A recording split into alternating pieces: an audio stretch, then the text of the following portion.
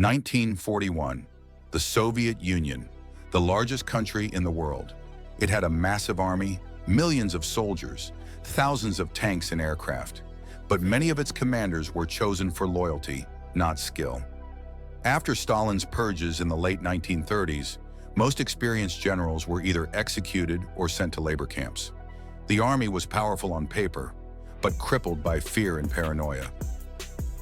After World War I, both Germany and Soviet Russia were international outcasts. Germany was humiliated by the Treaty of Versailles, stripped of its army and dignity.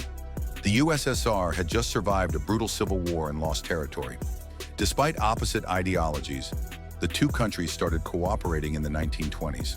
German troops secretly trained on Soviet soil. The Soviets gained access to German military technology and doctrine. Strange allies, but allies nonetheless. In August 1939, Stalin and Hitler signed a non-aggression pact. Hidden in the agreement was a secret protocol to divide Eastern Europe. On September 1st, Germany invaded Poland. On September 17th, the Red Army entered from the east. The USSR took eastern Poland, annexed the Baltic states, Bessarabia, and even attacked Finland. But the Winter War turned into a costly embarrassment. Though victorious, the Red Army's reputation was shaken. While the USSR expanded eastward, Germany crushed the West. In spring 1940, the Wehrmacht stormed into Denmark and Norway. Then came the Blitzkrieg. Belgium, the Netherlands, Luxembourg, and France all fell in 6 weeks. German tanks bypassed the Maginot Line through the Ardennes and marched into Paris. The British barely escaped through Dunkirk. In southern France, a puppet regime, Vichy, was installed. By the end of 1940, almost all of continental Europe was under German control. Eastern Europe was divided with the USSR. The West was occupied or aligned with Berlin. The Balkans, Hungary, Romania, and Bulgaria were soon pressured or persuaded into joining the Axis. Europe was primed for a clash of giants. Stalin knew peace with Hitler wouldn't last. The USSR ramped up military production. Factories were churning out T-34 and K-V tanks. New defensive lines were built. The Red Army swelled with millions of new conscripts. Plans for an offensive war, possibly even a preemptive strike, were quietly discussed. By 1942 to 1943, the Soviets hoped to be ready to attack. Stalin didn't want to wait forever, but Hitler struck first. At 4 a.m. on June 22, 1941, over 4 million Axis soldiers launched the largest invasion in history. 3 massive army groups advanced. Army Group North, toward Leningrad via the Baltics. Army Group Center, through Minsk and Smolensk, toward Moscow. Army Group South, across Ukraine to Kiev and the Donbass. The Red Army was caught off guard. Soviet aircraft were destroyed on the ground. Communications collapsed. Stalin ordered no retreat. The result? Catastrophe. Over 300,000 troops encircled at Minsk, 250,000 more at Smolensk, and at Kiev, nearly 600,000 captured. Entire armies were wiped out. Germany advanced rapidly. Soviet forces fell back in chaos. Morale was low, desertion high, but resistance stiffened.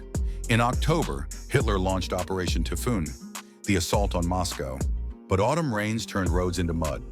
Then came the brutal Russian winter. German troops froze. In December, General Zhukov counterattacked. Fresh Siberian troops drove the Wehrmacht back. For the first time, the Nazis were stopped. In 1942, Hitler shifted focus to the south, the oil of the Caucasus. Operation Blue captured Rostov and advanced toward the Volga. Then came Stalingrad. Fierce street fighting, endless rubble. Thousands died daily. The 62nd Soviet Army, led by General Chuikov, clung to every block. In November 1942, the Red Army launched a surprise counteroffensive.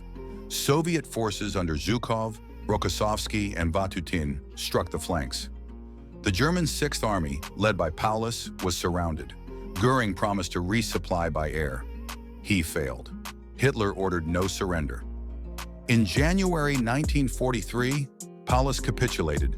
91,000 Germans were taken prisoner. It was the turning point of the war. In July 1943, Hitler tried to regain momentum. Operation Citadel targeted the Kursk salient. The largest tank battle in history began. Over 6,000 tanks clashed, but the Soviets held firm, then counterattacked. Cities like Orel, Belgorod, and Kharkov were liberated. From here, the Red Army never looked back. In summer 1944, the Soviets launched Operation Bagration, their most successful campaign. Army Group Center was annihilated. Belarus was liberated. The Red Army pushed into Poland. By autumn, they reached the borders of East Prussia. The Wehrmacht could no longer hold a continuous front. In early 1945, Soviet forces stormed through Eastern Europe. Königsberg fell. Then came Berlin, the final battle. Artillery rained down. Street by street, the Red Army advanced. On April 30th, Hitler killed himself. On May 2nd, Berlin surrendered. On May 9th, Germany capitulated. The Soviet Union had won, at a terrible price. But the war wasn't over. In August 1945, fulfilling promises made at Yalta, the USSR declared war on Japan.